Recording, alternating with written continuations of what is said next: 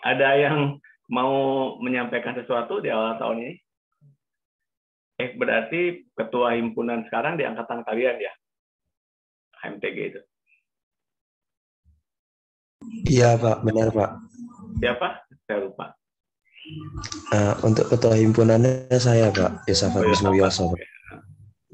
Oke, ya, berarti untuk tahun ini ya berarti. Oke. Nah, berarti ya nggak tahu ya ini. Ya, oke, silahkan. Jangan lupa absen, terus apa? Ya karena ini kan learning ini saya nggak tahu nih, kadang-kadang ada masalah, makanya kenapa saya selalu membuat bukti kehadiran itu tidak hanya duduk di sini, tetapi membuat apa yang kita resumekan selama perkuliahan.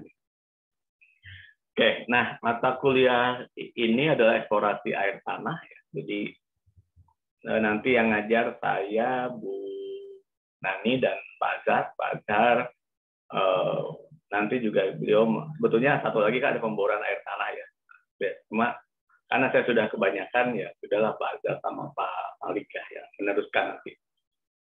Oke. Nah, kenapa sih ya ini sekarang ini kalau kita bicara air tanah ini menjadi hal yang menarik dan jadi isu yang ya kalau saya sih selalu keterkaitan antara isu air tanah dengan subsiden misalkan selalu terkait, makanya pusat air tanah dan geologi tata lingkungan ya yang kemarin kepala pusatnya cukup menarik karena Teh Rita itu backgroundnya batu bara, kemudian menjadi kepala pusat air tanah dan geologi tata lingkungan. Dia itu jagonya gasifikasi batu bara gitu. Cukup ramai juga di beberapa WAG di sana. Oke, nah kita nanti saya nggak tahu bisa nggak ya ada kuliah tamu ya untuk mata kuliah ini, kemudian nanti kita lihat. Oke, nah kenapa sih mata kuliah ini ya kita pelajari ya. Jadi sebetulnya eksplorasi air tanah, nanti kalian ngambil juga eksplorasi mineral, eksplorasi batu bara, hampir semua mata kuliah eksplorasi ya namanya. Makanya kemudian di tahun yang 2000 kurikulum baru itu saya gabungkan antara eksplorasi dan pembangunan air tanah. Oke, kalau kita bicara eksplorasi ya sebetulnya hal yang perlu diperhatikan adalah selalu bicara dari ketersediaan dan kebutuhan air. Jadi nanti di kuliah geologi pengembangan wilayah, nah, salah satu ketika kita bicara ketersediaan air itu maka salah satu yang bisa digunakan itu adalah air tanah ya. Nah, kenapa air tanah ini juga menjadi hal yang cukup yang pernah tahun 2000 berapa ya? 2018 yaitu karena banyaknya kekeringan di Indonesia, kemudian Pusat Air Tanah Geologi punya satu program tersebut dengan 1000 sumur bor di Indonesia pada saat itu. Salah satunya yang memang kita dilakukan di Sumatera itu cukup banyak ya, tetapi kembali kepada potensi air tanah sendiri ya. Jadi di kuliah hidrogeologi kan kita sudah menggunakan peta hidrogeologi yang dikeluarkan oleh Badan Geologi ya Pak, tadi PATL. Tetapi kemudian ada beberapa memang yang mungkin tidak pas ya posisinya. Nah, itu mengapa menjadi penting karena tadi diambil misalkan kemarin kita coba ambil contoh di Pali Pematang Penukabel Pematang Ilir, ada beberapa yang memang kering, tetapi begitu dilihat dari peta hidrogeologinya itu tidak mungkin kan digunakan air tanah. Oke ya, jadi dibicara eksplorasi air tanah yang menarik kan semester kemarin kalian di geologi teknik kita mengikuti diskusi mengenai pemboran air tanah ya yang dari subsiden di Jakarta dan seterusnya. Nah, jadi pada bagian saya biasanya kalian boleh ambil nanti kalian kan sudah mau merencanakan pemetaan akhir ya, pemetaan geologi. Saya lihat ada ada yang usul Pak di lokasinya di kampung masing-masing, ya, silakan. Memang sejak lama juga begitu ya. Untuk yang misalkan saya punya bimbingan 2017 ya, itu ada rombongan sawah lunto ya, karena itu orang yang teman-teman kalian yang ada, kakak kelas kalian yang ada di sawah lunto, ada di itu ngambil di sana beberapa orang. Kemudian ada rombongan Bengkulu ya, ini 2018 ya, orang-orang Bengkulu, jadi di Bengkulu mappingnya. 18-nya ada rombongan Jambi ya, di Jambi mappingnya kira-kira begitu. Ada lagi rombongan Jambi sawah lunto 2018 ini ya, oh itu More 2 ya, yang kemarin rombongan Gusti yang itu sudah semua. Nah itu kebetulan kalau di Sumatera Selatan itu biasanya saya ambil sebagai bagian dari hibah lab ya, hibah lab dengan Bu Nani dari geologi lingkungan.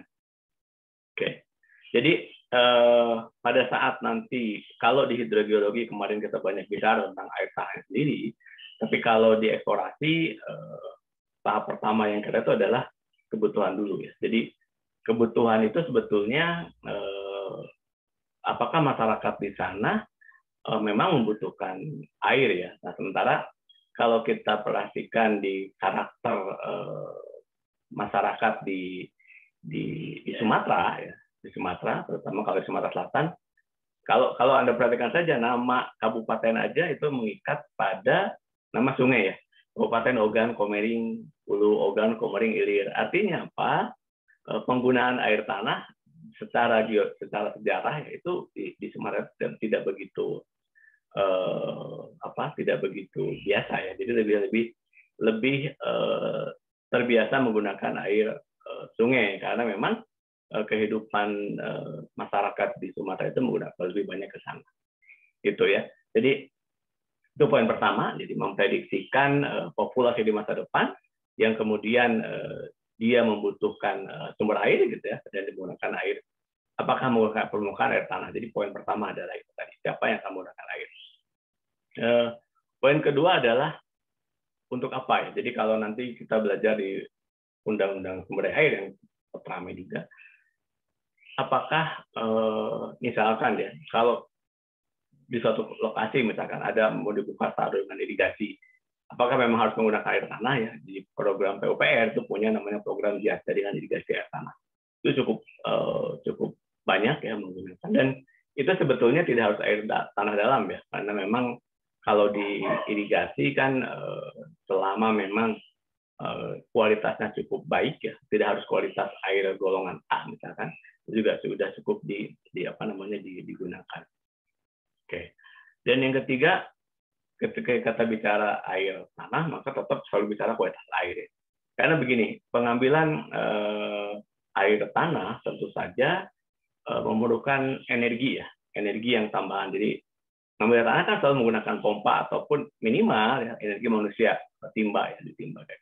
Artinya ketika kita menentukan bahwa kita akan menggunakan air tanah, maka memang itu harus sudah ada upaya tambahan ya, berbeda dengan air permukaan. Jadi kalau air permukaan kalian pergi ke tepi sungai, dapat air diambil digunakan. Tapi kalau air tanah, proses eksplorasinya memang memerlukan energi untuk mengambil air tanah. Oke. Nah, ketika kita bicara eksplorasi ya, eksplorasi air tanah, maka tentu saja penilaian. Jadi di eksplorasi kita bicara penilaian proyek ya, penilaian proyek air tanah sendiri ya. Nah, bagaimana sih kita membagi proyek eksplorasi air tanah ya? Itu minimal paling tidak itu kita bagi, dan pembagiannya tergantung dari effort ya, upaya yang kita lakukan dan untuk siapa air tersebut digunakan. Jadi kalau saya mengambil contoh atau saya bertanya ke kalian, siapa yang di rumahnya menggunakan air tanah tidak dilayani oleh PDAM? Ada nggak yang di rumahnya itu menggunakan tidak dilayani oleh PDAM? Ini siapa nih? Zahra, Yosafat. Ada, Pak. Yosafat ini palingnya Bismo atau Yoso? Ini nama panjang. Yosa, Pak. Hah? Yosa, Pak. Oh, Yosa, oke. Yosa menggunakan air apa di rumah? Pakai PDAM, Pak. PDAM, oke. Kalau yang menggunakan sumur, ada yang menggunakan sumur? Ada, Pak. Ada, Pak. Siapa yang menggunakan sumur?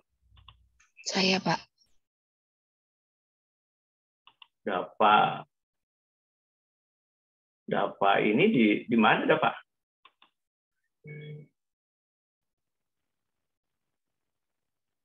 Siapa lagi? Ini nggak kelihatan siapa yang ngomong. Saya, Pak.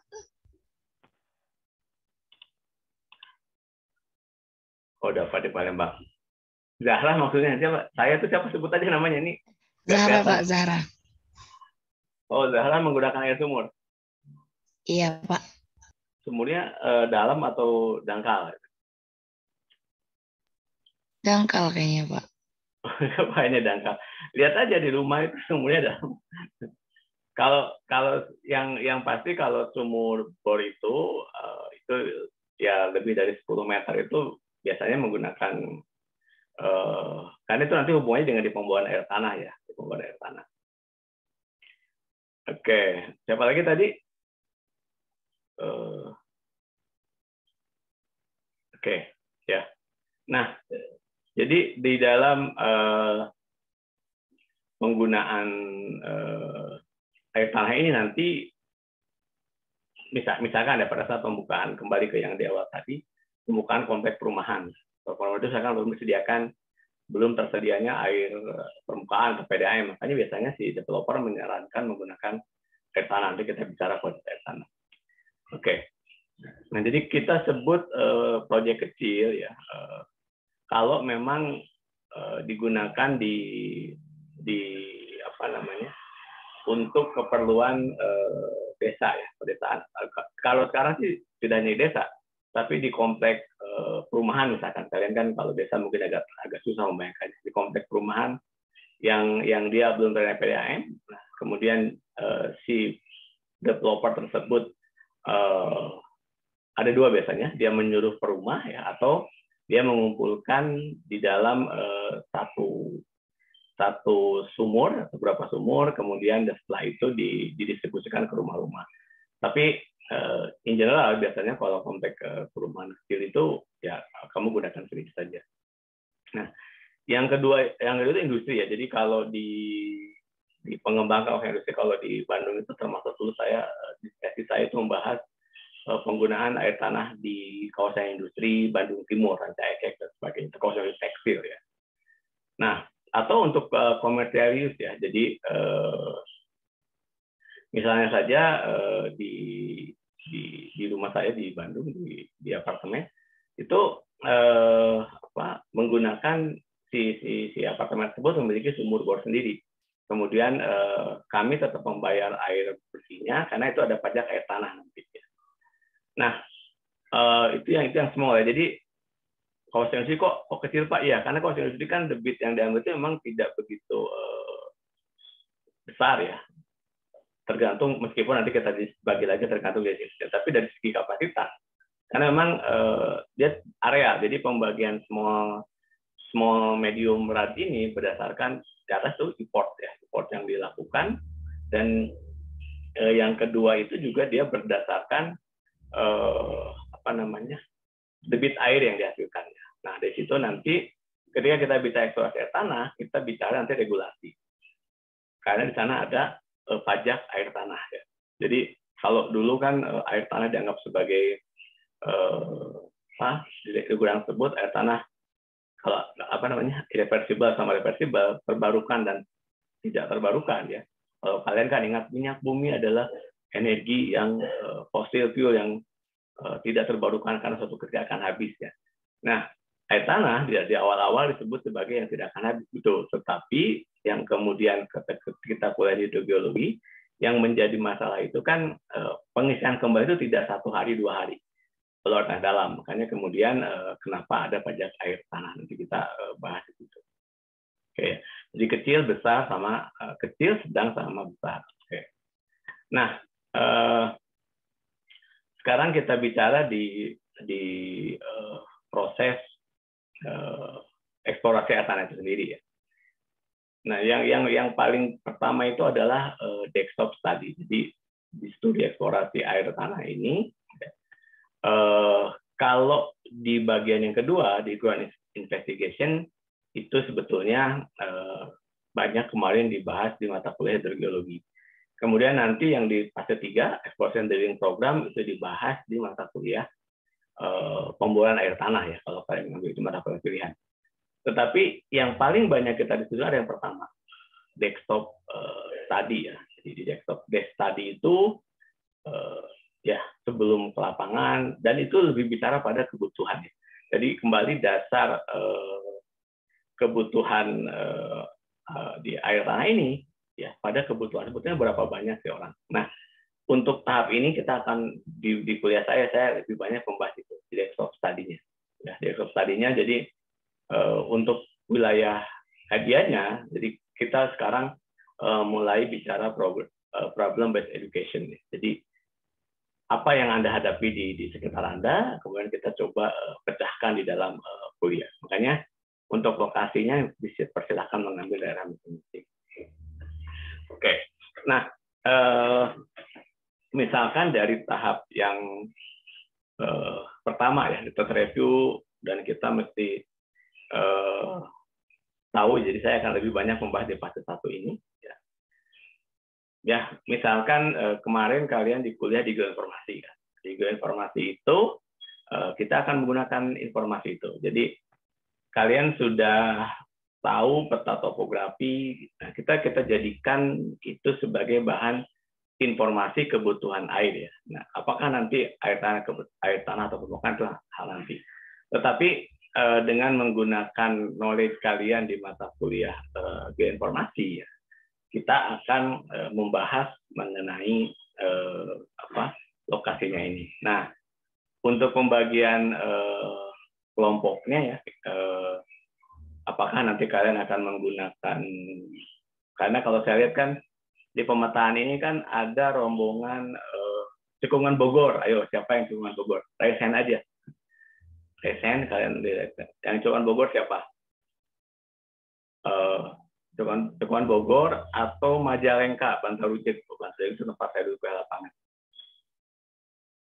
Saat itu ada Cekungan Bogor. Siapa yang Cekungan Bogor? Kayaknya siapa nih orang Sumedang ini? Arif kayaknya di Bantarujet itu dekat dari rumahnya. Atau Arif bicara Sengamat. Siapa yang Cekungan Bogor? Tunjuk tangan. Rombongan Cekungan Bogor. Kita mau hitung rombongan Cekungan Bogor siapa? Nanti rombongan Pagar Alam. Siapa yang mau ke Pagar Alam? Ada rombongan Pagar Alam, ada rombongan Lahat ya. Ada rombongan Banten. Siapa yang mau ke Banten? Ini ke Banten kayaknya mau cari ilmu nih di ini.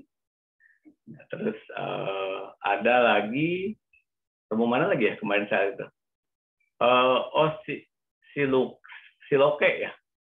Ada nggak rombongan Siloke ya? Ya, ada kan rombongan Siloke? Siapa rombongan Siloke itu? Oke. Ini coba saya tanya, siapa yang maksudnya gini, kan kalian itu biasanya sebelum kalau saya selalu menyarankan ketika kalian menentukan lokasi pemetaan, maka yang bisa didapat sebelum kelihatan adalah peta geomorfologi. Ya. Nah, penyiapan peta geomorfologi ini sangat terkait dengan mata kuliah, berbagai mata kuliah. Ya. Jadi, misalkan nanti kita bahas topografi. Ya. Topografi itu kan kalian sudah menggunakan DEM. Kemudian ada geologi map, peta geologi. Peta geologi regional, kan kalian juga sudah ada. Oke, coba saya cek dulu siapa rombongan Cekungan Bogor di raise hand aja. Rose, terus Nadia. Raise hand biar kelihatan. Kalau tulis nggak kelihatan. Bayu. Ini yang orang Bogornya Kevin kan? Siapa namanya? Cekungan Bogor ya. Ini berarti Cekungan Bogor ini kan panjang ya. Dari kalau studio nomor Tojoyo ya. Oke. Ini Cekungan Bogor baru 3 orang nih. Terus yang Majalengka kemarin mana Arif? Kemarin Arif? Majalengka ya? Iya Pak, di Majalengka antara Bantarujuk atau Cimanintin. Majalengka atau Cadas Ngampar? Cimanintin Pak, Cikadut daerah situ. Oh, Cimanintin. Ya. Oke, sama Yonatan. Berdua aja. Oke. Rombongan Lahat. Lahat itu Zahra, terus Sidik, Hanif, terus Mutiara. Banyak nih, Rian, Tita,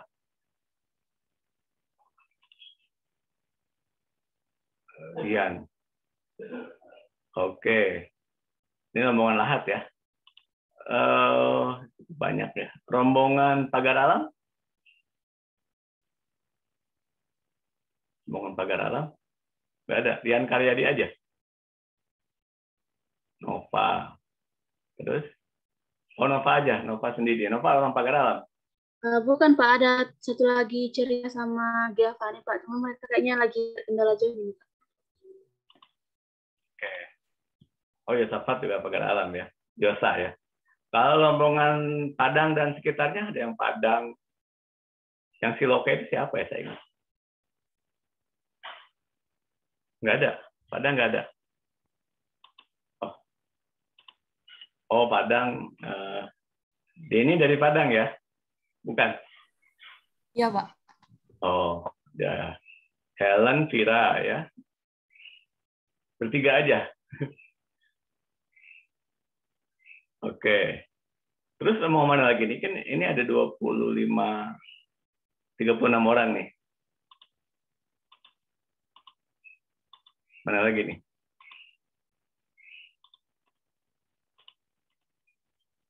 Oke. Ya. Jadi nanti hasilnya itu dari kuliah kita ini adalah peta eksplorasi ya, peta eksplorasi air tanah yang kita lihat. Oke, jadi ya untuk agar bisa digunakan ya, jadi kalian tidak mengerjakan tugas. Sekarang tugas ini kumpulin data ini, nanti tugas berikutnya kumpulin lagi ya.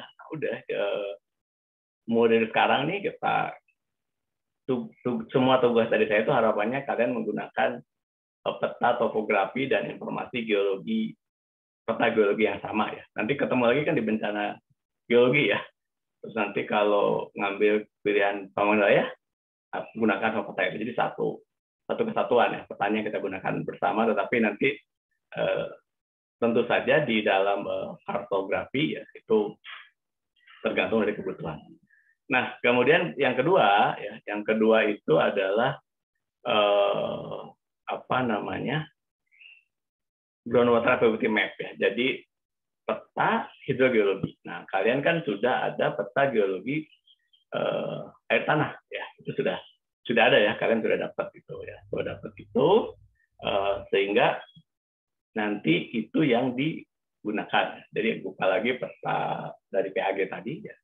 Nah, yang akan saya bahas itu 3 poin ya. Foto udara, ya, airborne geophysical mapping study, dan satellite imagery interpretation. Nah, 3 poin ini satu paper yang ditulis ya, yang kemudian kami publikasikan itu oleh kakak kelas kalian, Fadelatul Kamil. Nah, ini jadi dari produk yang pada saat kuliahnya waktu itu kita ngambil kuliah ini, kemudian dia jadikan bahan tugas akhir ya, kemudian ini lagi dalam tahap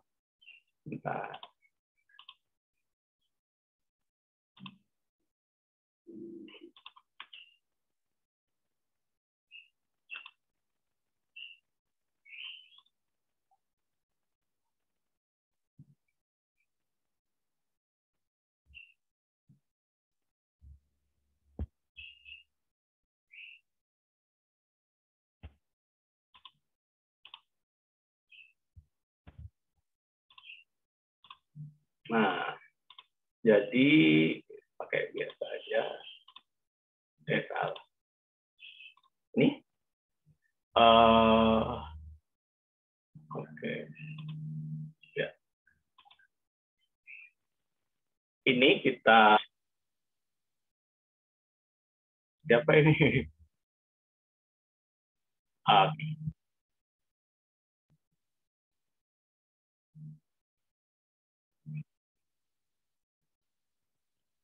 Oke. Ini dibuat video.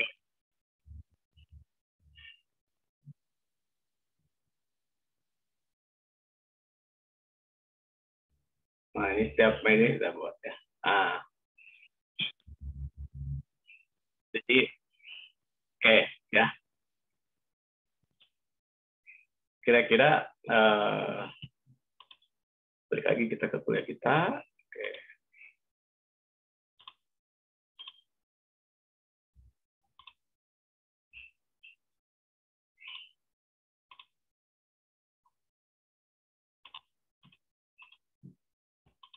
Ya. Jadi dari 3 poin tadi itu ya, kemudian dibuat menjadi satu paper yang membahas mengenai peran kelurusan terhadap perhitungan potensi air tanah ya. Makanya di situ dari studi literatur. Kemudian itu di mana itu lokasi pemetaannya Pak Del. Jadi begitu dia ke lapangan, dia tinggal mengekspor finding dari model yang digunakan sebelum dia ke lapangan. Nah, bayangkan maksudnya juga kayak begitu. Jadi di kuliah ini kalian ambil dari pemetaannya ya masing-masing ya silahkan. Nah, kemudian kan dari situ apakah nanti ke topik yang mana ya tergantung dari atau kalian saya mau MBKM Pak ya, itu tidak menjadi masalah ya. Misalkan saya kemarin menyarankan ke anak 2018 begitu mereka sudah mapping dan sudah punya topik, jadikan paper kemudian dipublikasikan, kemudian mereka ikut MBKM. Pada saat MBKM pemagang kan sekarang diharapkan kalian bisa ikut magang. Begitu selesai magang nanti pulang udah tinggal maju sidang karena publikasinya sudah ada, kemudian jadi bisa lulus di 4 tahun dapat semuanya gitu ya. Nah itu untuk proses pemagaman. Oke ya. Jadi di kuliah ini, di kuliah saya itu kita usahakan membahas apa topik-topik yang ada di permasalahan di lokasi pemetaan kalian ya, nanti bentuknya seperti apa. Oke. Nah, kemudian kalau memang lebih besar ya, porsi tanahnya lebih besar lagi, maka kemudian ada cukup banyak ahli yang terlibat di sana ya. Nah, kenapa? Karena memang ketika nanti kita bicara poin yang kedua nih, surface water hidrologis dan geomorfologis, itu nanti bicara di zona konservasi ya. Jadi nanti di konservasi geologi kita akan membahas itu. Misalnya di badan geologi itu ada bagian yang khusus mengenai konservasi. Dari mana itu? Itu dari sumber resapan. Jadi semua daerah resapannya itu harus disimpan di konservasi. Dan itu bicara orang-orang, siapa yang banyak bicara di situ adalah ahli geomorfologi. Nah, kemudian untuk membuat jaringan pipanya dan seterusnya, misalkan, maka itu perlu ahli remote sensing. Jadi ini siapa sih yang terlibat di dalam eksplorasi air tanah skala besar ya. Beberapa proyek besar, misalkan sekarang ibu kota negara yang sedang ramai, itu banyak ahli yang bicara di sana. Kemudian ada geofisik tentu saja, karena ahli geofisik tadi kan untuk permukaan itu datanya sangat menggunakan dari si geofisika tadi itu. Kemudian geokimia ya. Kenapa kita memerlukan informasi geokimia air tanah misalnya ya? Kita menggunakan itu nanti ada lagi tabelnya yang kita bisa gunakan itu untuk menentukan pengolahan air tanah tadi. Apakah air tersebut begitu diambil bisa langsung diminum atau air tanah tersebut harus diolah dulu sebelum digunakan. Sebelum diminum ini sangat tergantung teman-teman geokimia. Oke, dan kemudian kenapa sih ada ahli biologi misalkan botanik ya, termasuk pada zona. Tanaman apa sih yang paling tepat ditanam di situ sehingga pada saat masa terutama ini untuk pilihannya kan nanti begitu memilih, oh ini kalau memang di pedesaan nggak perlu lah air tanah dalam. cukup air tanah dangkal, air sumur lah. Kalau kita bicara air tanah dangkal itu kan air sumur. Kalau cuma menggunakan sumur itu ada air sumur. Oke. Nah, tahap pertama kan kalian sudah familiar ya dengan menggunakan data DEM ini ya. Jadi sudah menggunakan data DEM ya. Kemudian dari situ kalian bisa membuat peta topografi. Kenapa? Lalu informasi apa yang perlu ditambahkan ketika kita menggunakan ini? Itu adalah informasi jumlah penduduk. Jadi misalkan nanti kalau katakanlah Arif tadi di Bantarujeg atau di Manintin, saya agak lupa sebelah mana ya. Tapi kalau Bantarujeg saya ingat karena seluruh mahasiswa Geologi Unpad itu tahun pertamanya pasti ke Bantarujeg ya. Dan di Bantarujeg ini kami punya story yang cukup cukup menarik ya, karena pada saat kami ke lapangan pertama, kami satu angkatan terkena diare. Jadi ceritanya cukup menarik. Terjadi perebutan toilet, itu merupakan barang yang paling berharga ya. Pada tahun 91 itu Bantarujeg belum seperti sekarang ya. Penduduk masih menggunakan air sungai ya. Jadi kondisi toilet di dekat badan itu sangat terbatas ya. Nah, itu. Jadi di situ udah nggak ngelihat lagi mana senior. Pokoknya kalau sakit perut, toilet itu siapa duluan aja. Siapa lebih cepat lari masuk toilet yang terselamatkan. Gitu. Itu banyak sekali story di Bantarujeg gitu. Jadi saya masih cukup ingat ke Gunung Buligir sudah baris mau naik gunung, yang terjadi semua bubar karena semua mencari sungai gitu ya. Ke Gunung Buligir itu sampai kami extend 2 hari ya, karena kira-kira gitu. Nah, perubahan itu tadi seperti yang saya sampaikan, di sini salah satu yang harus dipelajari adalah proyeksi pertumbuhan penduduk. Jadi ini Sumedang Selatan kemarin baru longsor lagi ya. Itu juga saya sih teringat longsor Cadas Pangeran tahun berapa ya? Mungkin nanti kita bahas di kuliah bencana geologi, bencana yang pernah terjadi. Dan itu apakah memang itu akibat dari pembukaan di Sumdawu? Nah ini sekarang menjadi menarik karena di atas longsor sekarang itu jalan tol Sumdawu. Jadi tadinya hutan dibuka, apakah itu juga menyebabkan resapan? Karena dia sifatnya adalah flow ya, mud flow, aliran lumpur, dia bukan sliding. Ya. Itu artinya, nah itu juga menjadi hal yang menarik. Oke, nah jadi ini kan sudah terbiasa ya menggunakan peta ini, membuat peta ini ya ini. Dari sini kan yang dianalisa ya, selain tadi kemiringan dan seterusnya, juga informasi yang paling penting di poin pertama dari ekspor tanah adalah penduduk tadi, berapa banyak penduduk yang akan menggunakan air tanah. Gitu. Kemudian, nah ini hidrogeologic map, nah ini kan juga sudah ada ya, sudah ada di di peta geologi tadi itu ya. Di kuliah hidrogeologi kemarin kalian mesti ingatkan di mana mencari peta ini. Kemudian, nah yang berikutnya adalah fracture stress analysis. Nah, ini sebetulnya ya kalau di tempat kalian sudah ada di sumber air tanah misalkan ya. Nanti karena begini, pemboran air tanah yang dilakukan pemerintah itu merupakan proyek nasional ya. Biasanya di situ ada tangki ya, itu adalah kalau ini contohnya ini kira-kira untuk penggunaan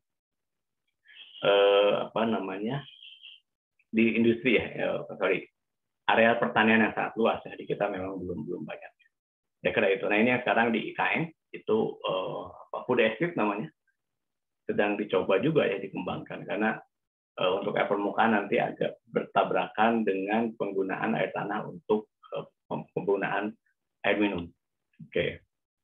Nah, yang banyak kita gunakan, kita banyak menggunakan satelit ya, kayak seperti inilah nanti banyak digunakan. Dan sumbernya cukup banyak. Nanti kalian bisa menggunakan NDVI.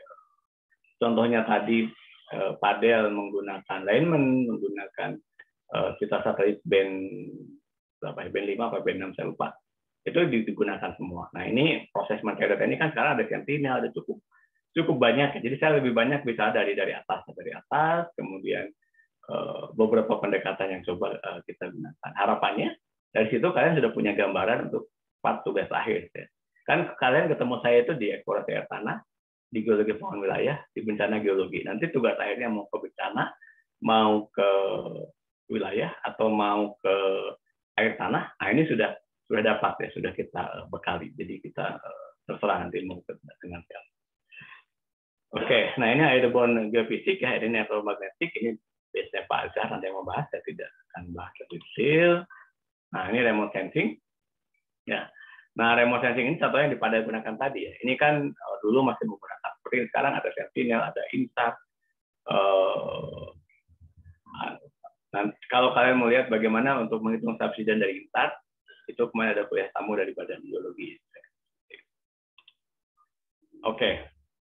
Nah, itu fase 1 ya. Jadi itu yang banyak kuliah dengan saya. Kita akan membahas itu dengan kita mulai nanti dari diskusi kelompok ya, dari diskusi kelompok. Jadi kita kuliah itu lebih kepada interaktif ya.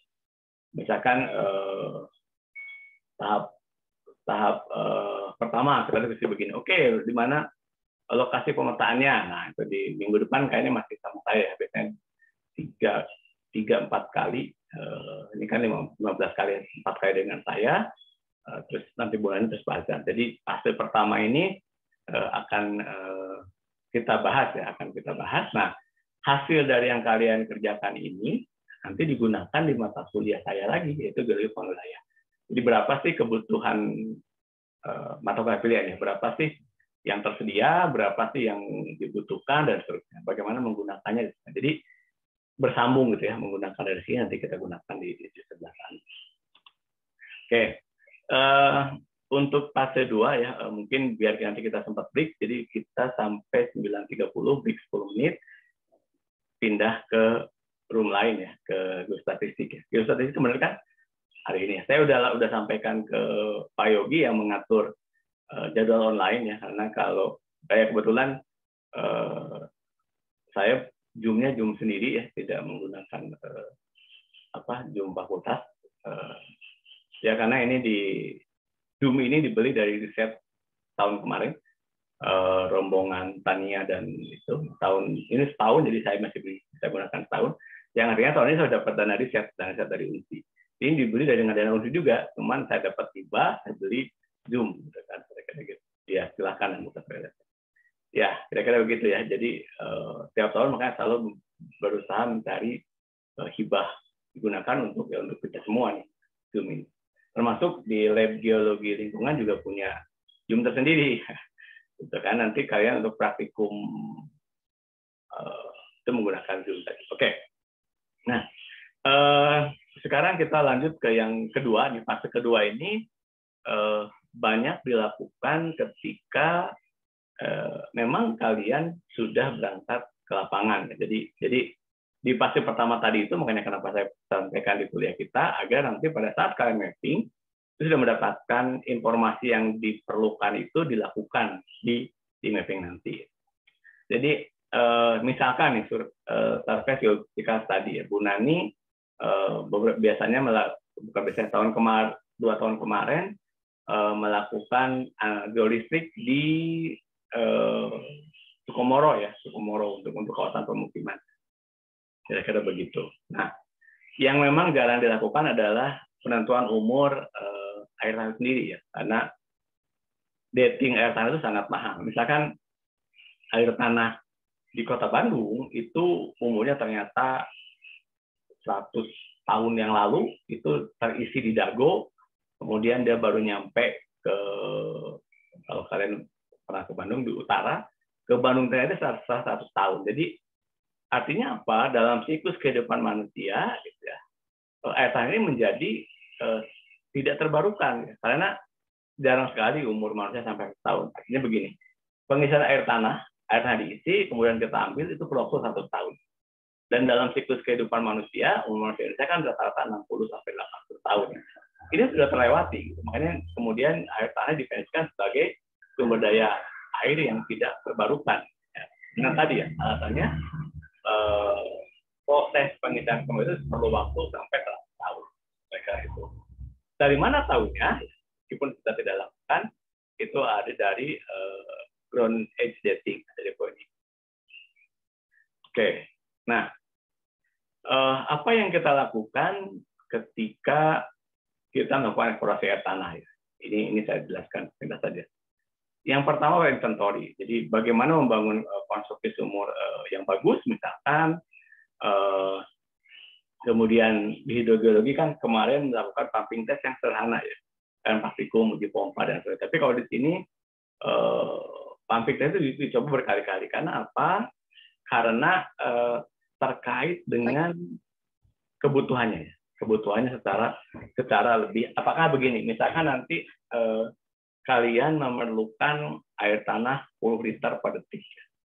Begitu di uji pompa dapat 15 liter per detik. Pertanyaannya apakah kita akan ambil 15 liter per detik dari kebutuhan 10 liter per detik? Atau berkebalikan, kita butuh 15 liter per detik, tapi yang tersedia hanya 10 liter per detik. Nah, kira-kira apa yang harus kita lakukan? Maka nanti kita menggunakan misalkan tandon-tandon air dulu, ditampung dulu, dipompa, gitu ya. Kemudian itu nanti ada banyak teknik ya. Jadi misalnya di satu kota di Australia ataupun di Amerika, itu kalau kalian ke toilet itu hanya boleh 1 kali flushing. Flushing itu kalau toilet kan bilas ya, cuman boleh 1 kali. Karena apa? Itu ternyata melakukan penghematan air yang luar biasa. Jadi kalau di kita kan termasuk juga saya sendiri, kalau kita masuk ke toilet umum itu kita memastikan bahwa toilet itu nggak macet ya, selalu dipijit ya. Oh ada airnya kira-kira begitu kan. Nah karena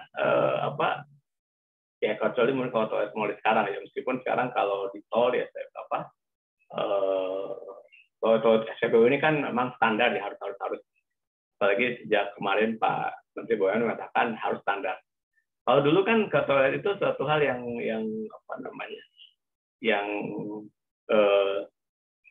kira-kira beginilah. Toilet itu harus selalu mau ke belakang ya. Kenapa mau ke belakang? Karena toilet itu ditempatkan di belakang. Tapi budaya orang Jepang terkait dengan budaya penggunaan air itu menempatkan toilet itu di depan. Jadi kalau kalian masuk ke rumah orang Jepang, masuk ke pintu masuknya, gengkang namanya, itu masuk lurus ke pintu masuk, itu sebelah kiri di dalam rumah itu adalah toilet. Jadi toilet itu memang mereka letakkan di depan. Ternyata fungsinya sangat baik. Artinya apa? Ketika ada tamu ikut ke toilet itu tidak masuk isi rumah. Dia sudah bisa langsung ke toilet di bagian depannya saja. Kira-kira gitu. Itu yang pertama. Yang kedua, ternyata itu adalah budaya mereka untuk menjaga kebersihan. Kan kebayang kira-kira itu poin-poin itu. Nah, oke. Nah itu begitu negara itu berpikir sampai di sana. Flushing aja hanya boleh 1 kali untuk menghemat air, karena tadi air ya meskipun banyak tetapi tetap perlu dipongol, dan pongol itu perlu kos kira-kira gitu. Oke, nah kemudian GPS koordinat ya, ini sangat penting karena apa? Ini diperlukan nanti untuk monitoring penggunaan air tanah di setiap titik bor. Oke. Nah, kemudian ini well age, use and reference history. Jadi kenapa itu informasi diperlukan? Misalkan ya, sekarang pesisir utara Jawa salah satu problemnya adalah subsiden penurunan tanah. Begitu dilakukan studi, ternyata Pekalongan.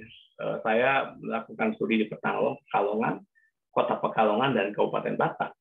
Kota Pekalongan itu 80%, hampir 80% air tanah PDM-nya menggunakan air PDM-nya menggunakan air tanah. Kira-kira begitu. Jadi kebayang percepatan subsiden di Pekalongan juga tidak terlepas dari penggunaan air tanah oleh warga Pekalongan sendiri. Kira-kira begitu. Ya. Nah, efeknya itu kan tidak dipompa sekarang turun sekarang. Kira-kira begitu. Ya.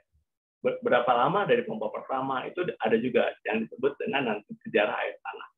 Bagaimana si kejadian tersebut bisa menyebabkan subsiden. Tahun pertama dibangun berapa, dan seterusnya, beberapa korelasi antara pengelolaan air tanah dan seterusnya, dari sumur pertama dan seterusnya. Karena itu di tahap pertama adalah detail. Jadi kita harus mendetailkan sebetulnya pengambilan tanah yang ideal dengan tidak menyebabkan penurunan muka tanah itu debitnya sekian. Itu yang sangat penting. Oke, nah ini Kemudian pompa, ya, peralatan pompa yang diperlukan. Oh, pompanya perlu berapa, pompa seperti apa, pompa submersible dan seterusnya. Jenis pompanya itu cukup menarik. Ya. Di kakak kelas Anda, AMSAM di PTBA untuk geoteknik dia mengevaluasi kapasitas pompanya. Oke. Nah, ini adalah studi geofisika ya, seperti yang disampaikan oleh ini Pak Azhar biasanya kemarin dan Pak Malik ya kita nanti ada contohnya, contoh proses geofisika mungkin nanti Bu Nani yang menyampaikan bagaimana contoh eksplorasi karena bimbingan Bu Nani dua orang Andi sama Karomi itu studi tentang geofisika air tanah. Oke, ya ini teori metode ya dari metode geofisika yang digunakan. Nah, kemudian ini isu yang lainnya itu adalah apa namanya pencemaran air tanah ya. Ini juga satu hal yang makanya tadi kenapa kita memerlukan peta topografi ya. Jadi nanti di tugas yang akan kita kalian buat bersama itu ini harus kalian petakan. Jadi kalau kita kembali ke peta topografi yang di sini ya. Oke, kalian misalkan Nova tadi itu pagar alam ya, pagar alam tadi. Petakan apakah di situ ada kawasan pertanian. Terus ya ini makanya kenapa kita menggunakan tata guna lahan. Kalau kawasan pertanian ya, kawasan pertanian itu berarti kan kecenderungan menggunakan pestisida ya. Maka otomatis efek dari pestisida itu kan tidak semuanya diserap oleh tanaman ya. Misalkan kalau petani kita kan maunya mudah ya,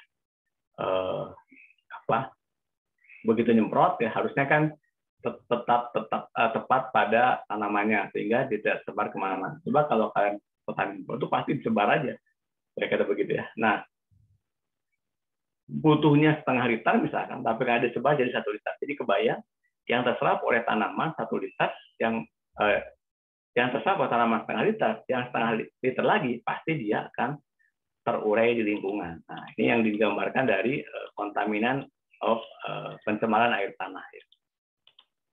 Nah, ini pencemaran air tanah ini. Atau yang jangan jauh-jauh ya, kalau dekat-dekat seperti ini ya, nggak usah jauh-jauh. Di kompleks perumahan yang padat kan kalau di dalam standar kesehatan jarak antara septic tank, meskipun sekarang ada bioseptic tank terhadap sumur kan sekian meter. Ya, tapi ya kebayang kalau lebar rumahnya aja cuma 10 meter lebar depannya, kemudian sebelahnya juga 10 meter, maka itu kan sebetulnya di luar jarak minimum yang diizinkan ya. Ya, kira-kira begitu. Rumahnya 10 kali 8 misalkan, atau 8 lebarnya 10 ke belakang. Titik coba kalian letakkan titik-titik septic tank tadi ya dengan posisi sumur. Nah, itu kira-kira potensi tercemar atau tidak. Ini salah satu melakukan evaluasi pencemaran air tanah ya. Jadi itu kira-kira ya. Nanti kalau misalkan saya mau ambil kompleks perumahan ya.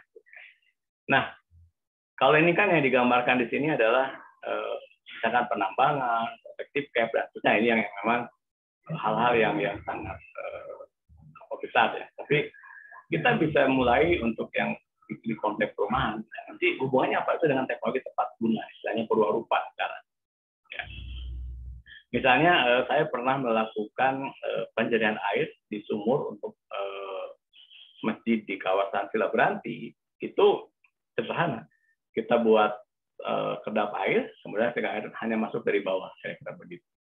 Nah itu ternyata cukup efektif. Jadi proses penyaringan air tanahnya sendiri itu dilakukan di sumurnya sendiri, tidak harus dipompa dulu dan terusnya. Ketika kita tahu flow-nya tadi, ini salah satu yang bisa digunakan. Oke, nah ini saya menjelaskan bagian fase ketiga yaitu eksplorasi ya. Jadi setelah kita tahu berapa yang dibutuhkan, setelah tahu kita kualitas airnya, lalu apa yang harus kita perhatikan ya. Nanti detailnya kan di kuliah ya, tapi ini fase-fasenya ya. Oke. Ya, yang pertama adalah test well drilling program. Makanya setelah dibor, biasanya setelah dibor didiamkan, kita lakukan pumping test ya. Kemarin kita sudah sudah melakukan uji coba pumping test dengan sederhana ya di mata kuliah kita hidrogeologi. Nah, kemudian sampling air tanahnya ya. Nah, untuk kualitas air tanah sendiri ya, lab kita, lab biologi lingkungan itu sudah punya yang basic-basic untuk pH, untuk POD, untuk COD itu sudah ada alatnya. Alatnya ada ya, itu di lab biologi lingkungan ya. Nah ini yang kemudian yang terkait dengan konservasi itu adalah impact assessment. Poin pertama adalah research sustainability evaluation. Jadi seperti saya contohkan tadi, sebetulnya berapa lama sih si air tanah tersebut meresap sampai kita ambil? Nah, itu kita kita perlukan ya kira-kira begitu. Yang kedua, impact to groundwater user ya. Jadi seberapa besar sih dari masing-masing lokasi tersebut ya.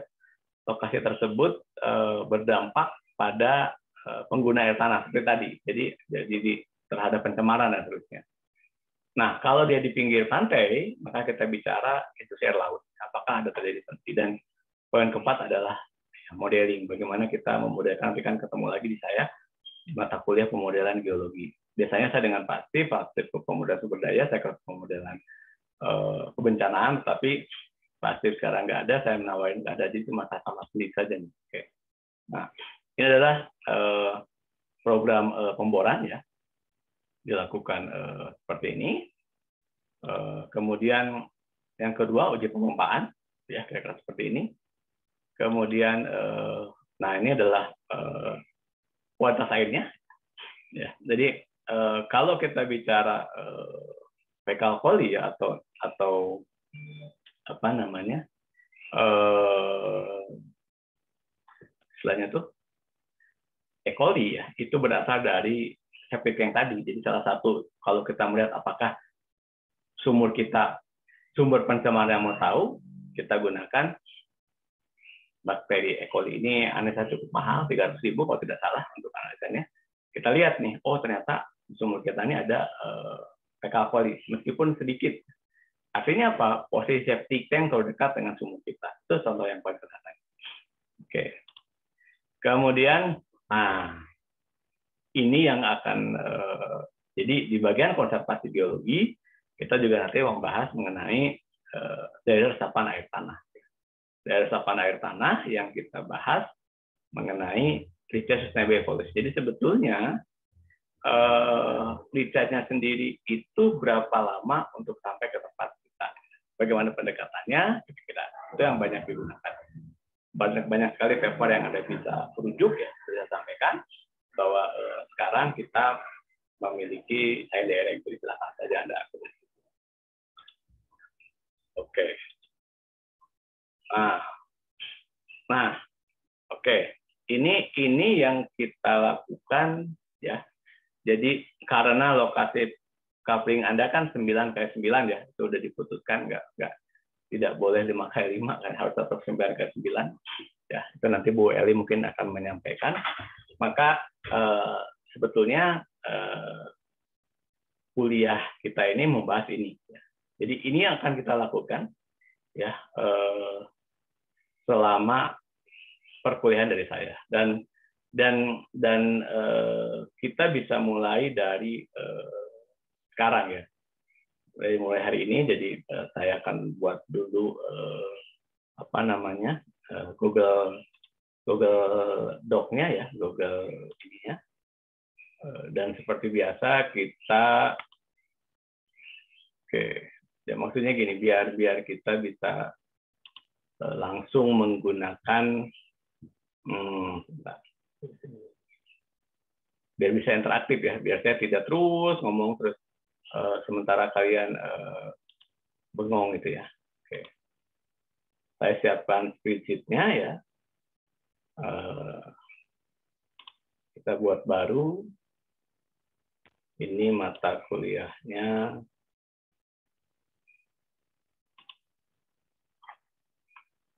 Eksplorasi air. Sana. Oke.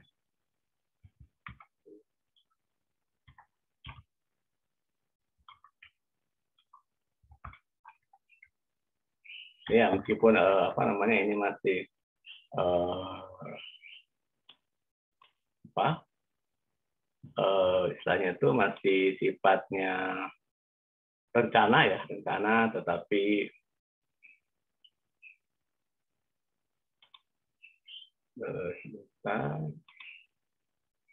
editor. Oke.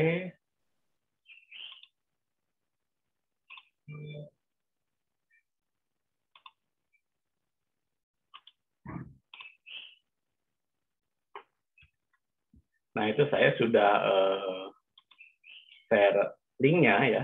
Itu artinya kalian mulai mengisi ya. Jadi tahapannya kita akan mulai dari sini. Jadi review, existing study, and report as well. Jadi misalnya kamus kalian sudah dapat lokasi pemetaannya di daerah X ya. Jadi ini kalau kita oke.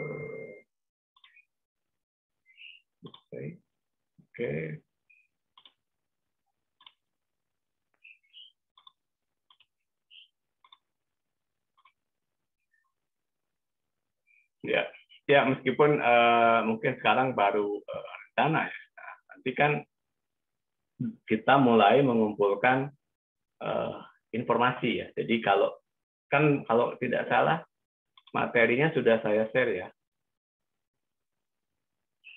Oh iya, ini sudah ada materi, sudah dilihat. Di slide terakhir itu kan bicara mengenai, bentar ya, biar saya enak melihatnya, saya buka. Saya.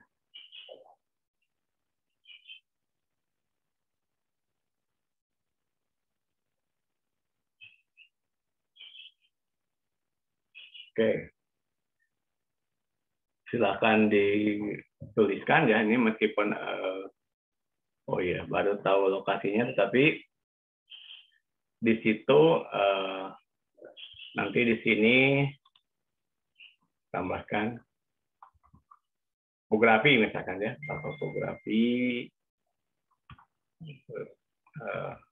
masukkan koordinatnya di sini, peta geologi, nah, ini masukkan lembar mana ya, maksudnya lembar mana maksudnya,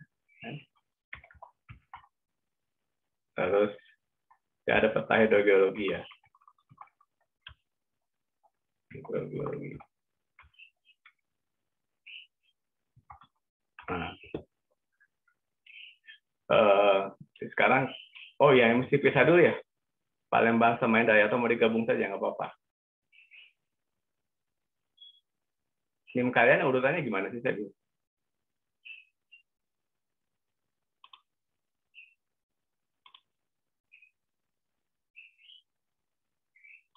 Oke, biar nggak bingung. Ini, oh ini. Di sini Indralaya ya, yang Palembang pindah ke sebelah ya. Nah, yang Palembang pindah ke sini. Ada 2 shift kan? Oke.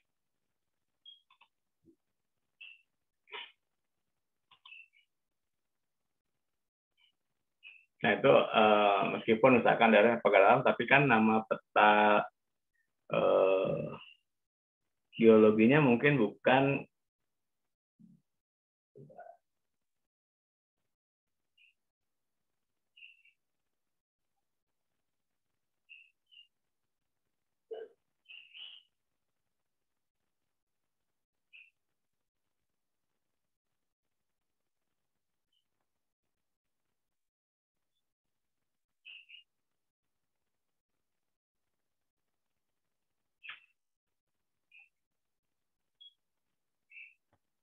nah itu diisi lahat peta geologi lembar mana ya. Terus di topografi mungkin kita ganti aja administrasi ya, biar lebih ini. Tapi nanti bentuknya bentuk peta ya. Jadi kalau bisa sampai nama kecamatannya lebih bagus ya, nama kecamatannya. Jadi di situ kalian sudah bisa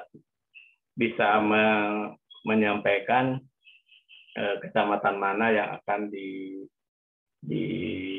diambil ya. Ya, Arif mungkin masih bingung antara Bantarujeg sama Cimanintin ya. Jadi masih nama kabupaten. Jadi di administrasi ini kalau bisa menyebutkan nama.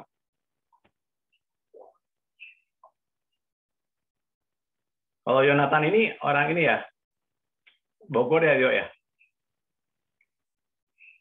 Iya Pak, Bogor Pak.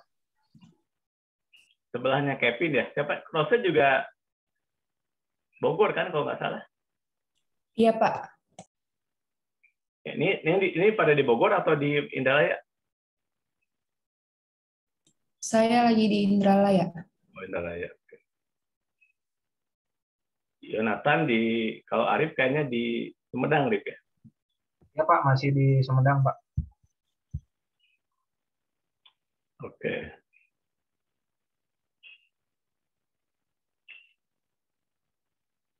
Nah, peta geologinya nomor mana itu coba? Nah, itu Siloke ya, Siloke. Oke.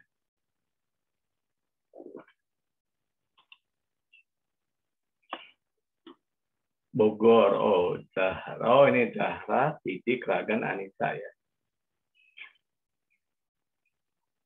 Jambinya mana Farhan?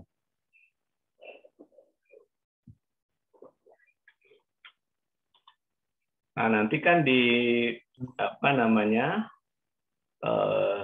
dari slide itu diinformasikan kemarin sudah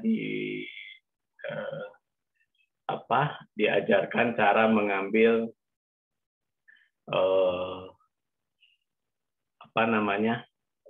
peta ya, mengambil dari kita satelit kan kalau nggak salah. Nah itu silahkan diambil ya. Oh ini ada yang mau ke Lewi Damar ya. Oke. Nah dia ini dari sana atau memang dari Nadia Agustin ini dari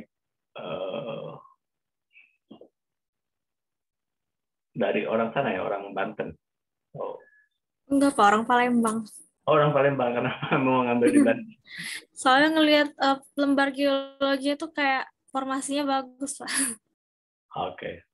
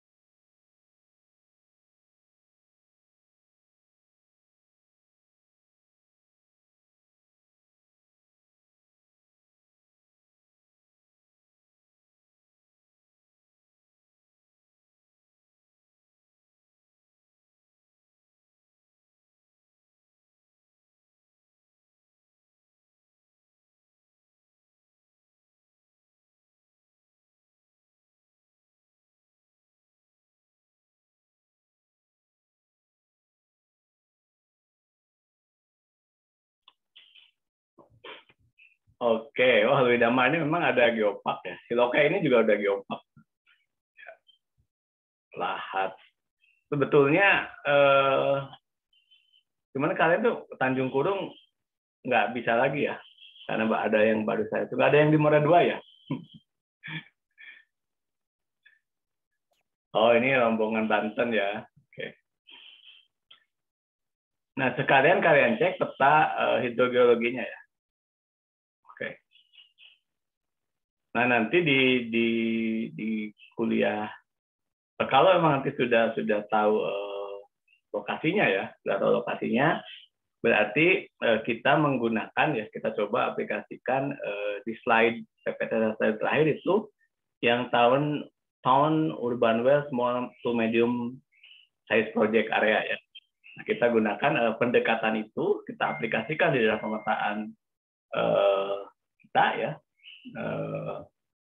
sehingga kita bisa mendapatkan informasi yang lebih ya.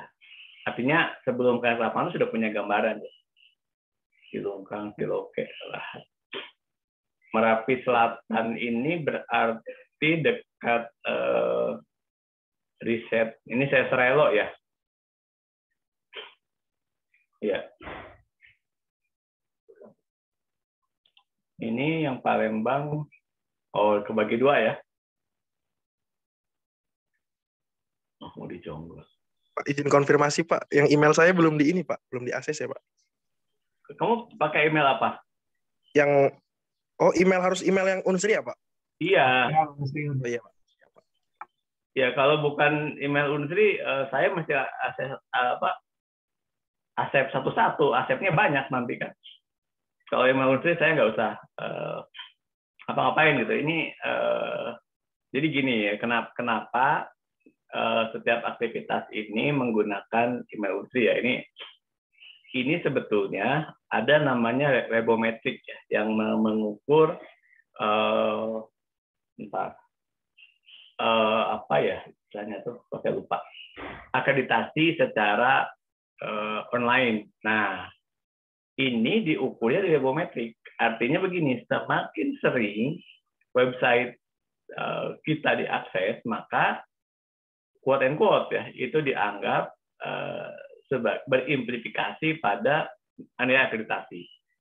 Nah, karena itu ya, selain kalian punya IG, punya Facebook, punya TikTok yang sekarang lagi populer, saya harapkan kalian juga punya akun di satu ResearchGate ya.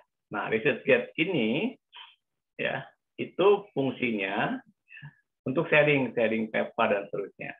Kemudian kan di situ juga ada institusi kita ya, grup riset di teknik geologi. Nah, itu semuanya kemana? Ke Sinta. Ya, jadi semakin banyak kita berinteraksi dengan dunia luar, maka kita di-record. Oh, ini ternyata mahasiswa Unsri ini berkontribusi ke kemana ya? Nanti ada bentuknya kerjasama riset dan seterusnya. Jadi bagi prodi, karena pada saat menyusun akreditasi, ini kebetulan saya tim akreditasi, itu kita diharapkan kalian tuh punya relasi keluar, jadi tidak hanya bicara. Oke, ya. Nah, dari nanti kita di kuliah bencana geologi kita akan menggunakan ini, kita akan menggunakan hal yang sama. Oke, ini yang hadir apa ya?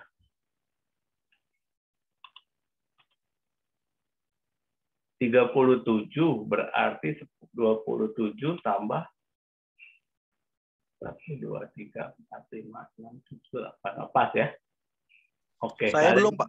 Maaf Pak, saya belum, nanti saya agak telat, mungkin agak ngirim Pak. Ininya saya belum menulis. Oh, kamu email kamu kenapa? Ini udah kan ya?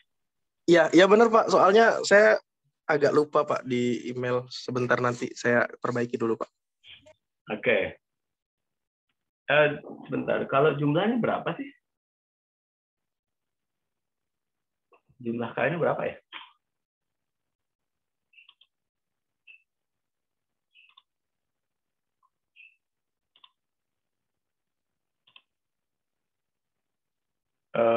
Ini eksplorasi air tanah 31 Indralaya. Iya benar lah. 37 orang kan, pas ya? Ya, totalnya 37 kan? Ya. Oke. Nah,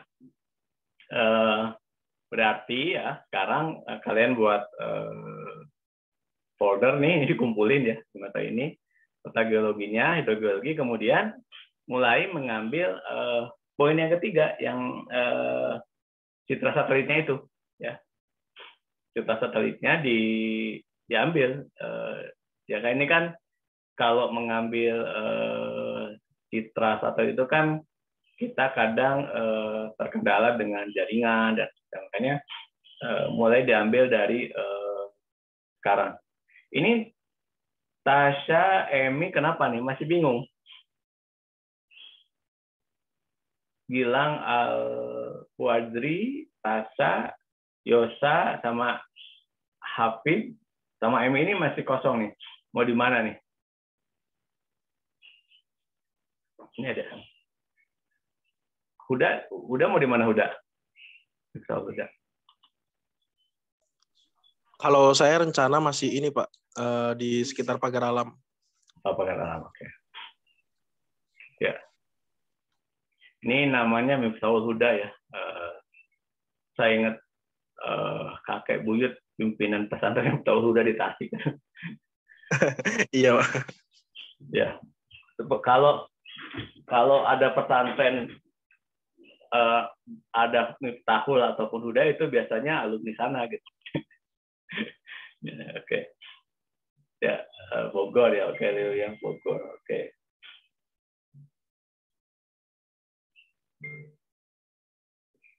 Oh, ini Arif sama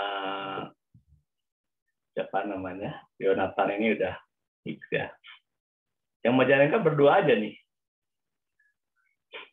Nah, next-nya ya, harapannya di kuliah minggu depan itu pertama kalian sudah mendapatkan citra satelitnya ya, citra satelitnya. Jadi kalau yang digunakan oleh ini Gilang masih bingung kayaknya ini.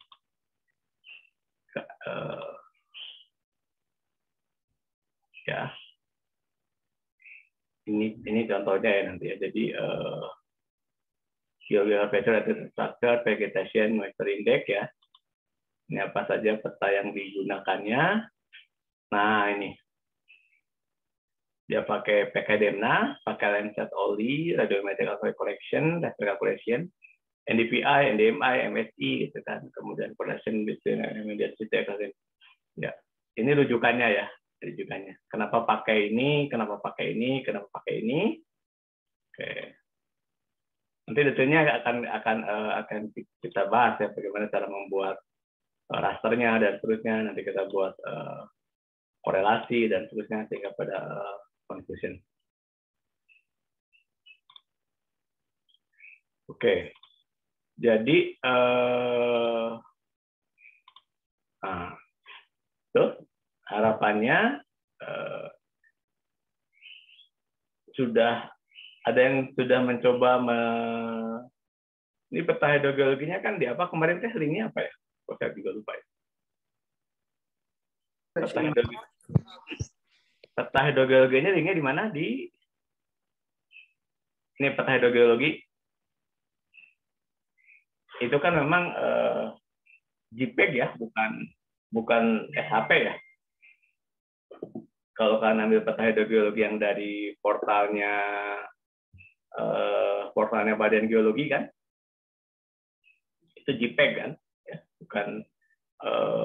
bukan SHP ya. Artinya peta geologi yang hidrogeologi yang diambil itu harus di mana tadi? Eksplorasi air tanah. Ini saya buka 5 mata kuliah, jadi saya lupa mana.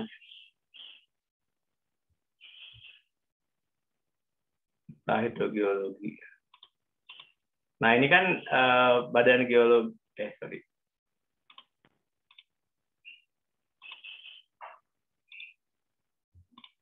Ini kan Badan Geologi sudah mengeluarkan ini kan?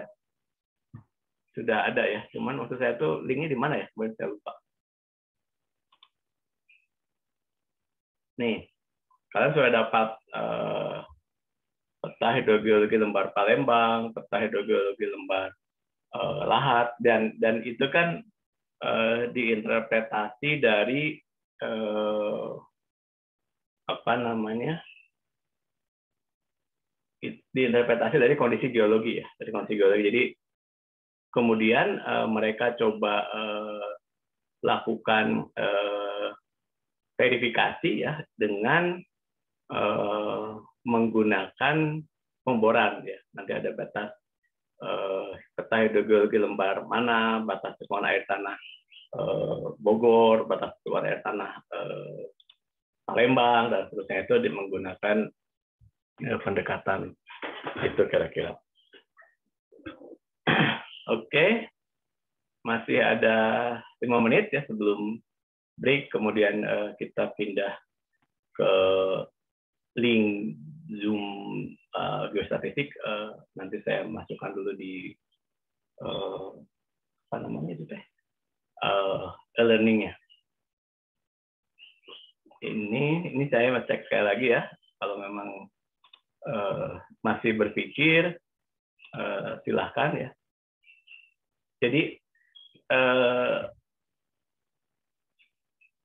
sekarang ya next-nya adalah kita akan mulai dari kebutuhan air dulu. Bagaimana kita menghitung kebutuhan air ya, dari penduduk, dari lokasi. Makanya dari peta administratif ya, itu diharapkan sudah dapat informasi. Jadi misalnya kalau di Cimanintin, ini udah pick kayaknya nih Arif sama Yonatan. Cimanintin itu kecamatan mana, Arif? Nggak tahu. Nah. Kecamatan Cimanintin, Pak, perbatasan Sumedang sama Majalengka, Pak. Daerah Gunung Karang. Yang ada taman itu ya, Taman Dinosaurus bukan? Kurang tahu juga, Pak. Yang jelas ada geosite, Pak, di situ. Geosite Gunung Karang, sama di Tua.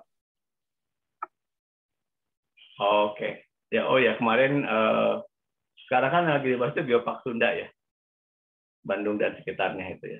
Cuman Unsi nggak ada yang ikut kemarin. Ya nanti kalau ada kayak gitu-gitu saya coba ini kan. Nah berarti cari Cimaninti dalam angka. Jadi dalam buat petanya tadi itu kan udah buat tuh kepingannya kan. Itu masuk desa mana saja, kecamatan mana saja, cari dalam angka ya. Jadi di sini data BPS ya. Oke.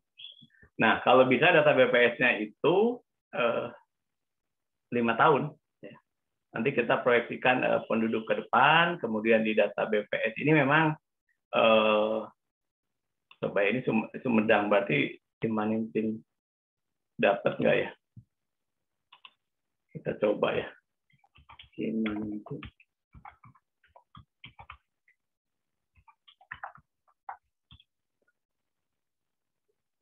Ini kalau nggak ada Pak Hadi ini saya ini kan.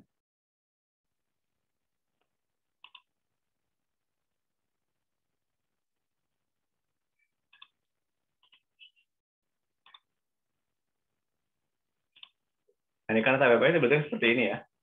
Ini Sumedang 2000 statik dari 2021 ya. Cari mundur tahunnya 2015.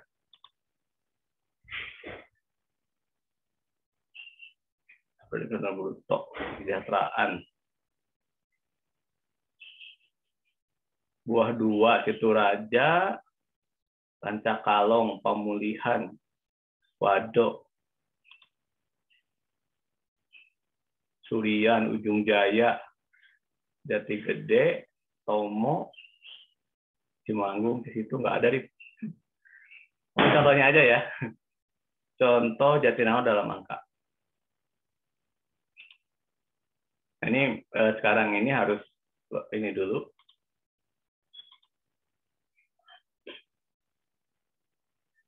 Ini kita nanti bicara kebutuhan air ya. Tadi mana contohnya? Nah ini sekarang ini, oke.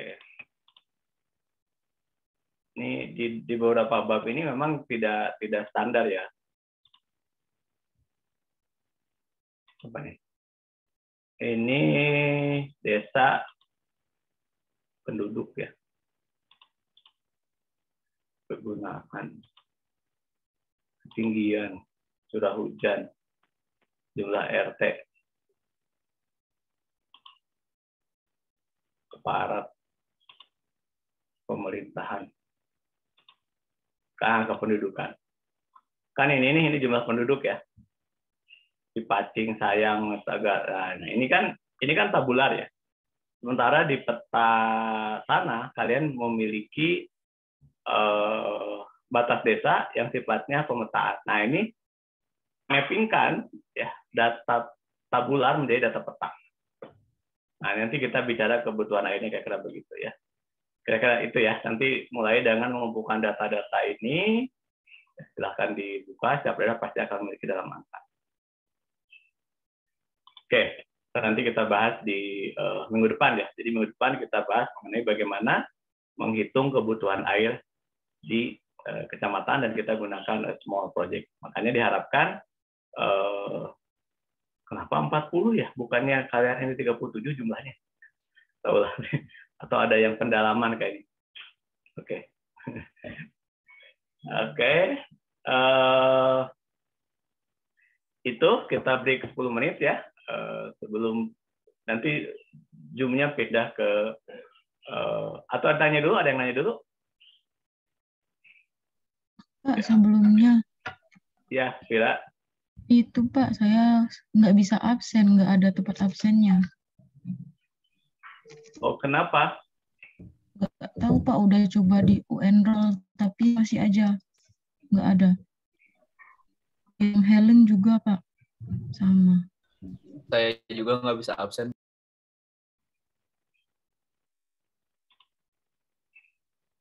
Siapa namanya? Siapa tadi? Vira Apriliana Pak. Vira. Kamu Indralaya atau Palembang? Indralaya Pak. Indralaya, oke. Coba sekarang. Satu lagi siapa? Helen. Iya Pak Helen. Iya Pak, saya Pak. Indralaya juga ya? Kalau Hana Iya, sama Hanif mana nih?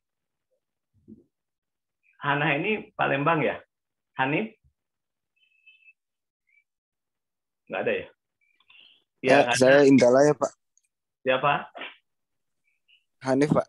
Indralaya. Belum bisa absen. Udah absen kan? Udah, Pak. Udah bisa tadi, Pak. Yang belum siapa? Saya Pak belum bisa Pak. Ya siapa namanya? Sebut namanya. Franciscus Handi dari kelas Palembang. Oke, Palembang. Iya Pak. Oke, siapa lagi? Saya juga Pak. Siapa? Tiara Pak.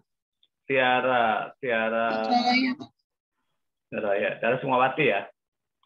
Ya. Iya Pak. Oke. Siapa lagi? Saya Pak. Siapa? Sebut namanya. Ragan Pajaraya dari kelas Palembang Pak. Ragan. Kalau saya kan nggak ngeliat, saya ngeliat absen ini. Ya Pak, alhamdulillah.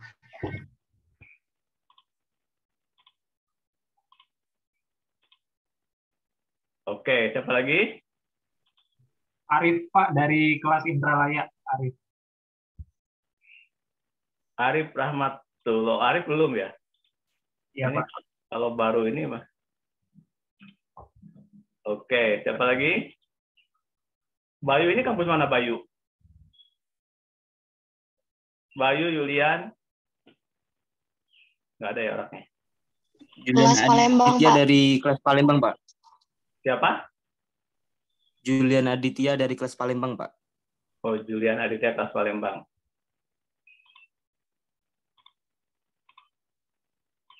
Oke. Udah semua ya? Bayu Adamsyah, Palembang juga ya? Iya Pak. Bayu, Palembang. Bentar, sambil saya cek ya.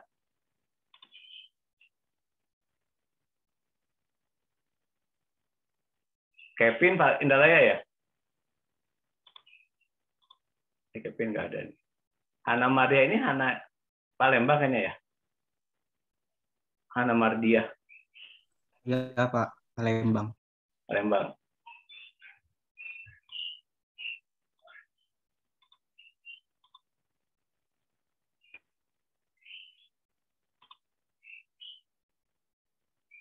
Fitra Sazali. Palembang ya? Indralaya, Pak. Indralaya, Pak. Ya, oke. Oke, udah ya, udah semua. Oke. Kita break 10 menit ya. Saya nyiapin dulu kelasnya. Sebentar ya. Oke, ini karena kan baru enroll kemarin kan ya? Iya kan? Ya, jadi saya nggak sempat, saya dari hari apa udah saya siapin gitu ya. Kalau udah ada sudah saya siapin kelasnya ini. Kalian masih pada liburan soalnya ya, oke. Oke ya, 10 menit berarti ya nanti Zoom-nya saya siapkan dulu, terus kemudian masuk sampai saya nyiapin kelasnya dulu. Oke, materinya sudah saya upload ya. Dan semuanya ya, kita pindah ke room sebelah.